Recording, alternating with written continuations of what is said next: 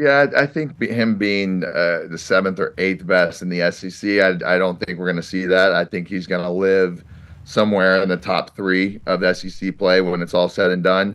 I think with the people that he's had around him, the way that he was raised, the way that he's grown up, I think he's prepared for what he is getting himself into. But when it comes down to it, it is SEC football. They are going to scheme for him. They're going to be prepared for him. They know what kind of quarterback he is. So you're getting everybody's best shot. You're starting off the season at the top of the board. You know who's coming for the top of the board? Everybody below you. So I have high expectations. It's tough to pick anybody that's going to walk across the stage in New York in August. It's really hard, and it's almost better to not be the guy with the best odds going into it, because I can look back throughout the years, the odds-on favorite going into the season really hasn't ever been the winner when it's all said and done. But he has the opportunity with the schedule, has the opportunity with the conference to do everything that he needs to do to be in New York in December. So I expect good things from Arch.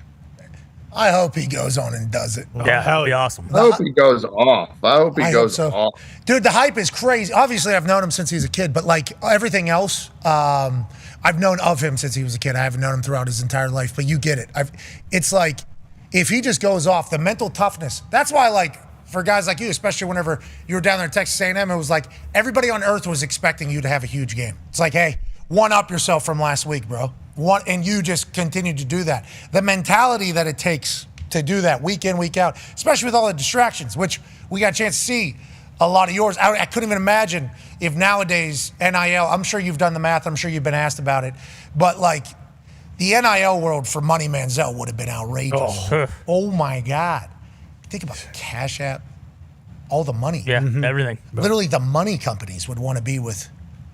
Let's not get into that. We don't need to get into that. No, maybe one of these days A&M will slide me a little check under the desk and make it all right. Let's talk about A&M on that note. Go ahead, AP.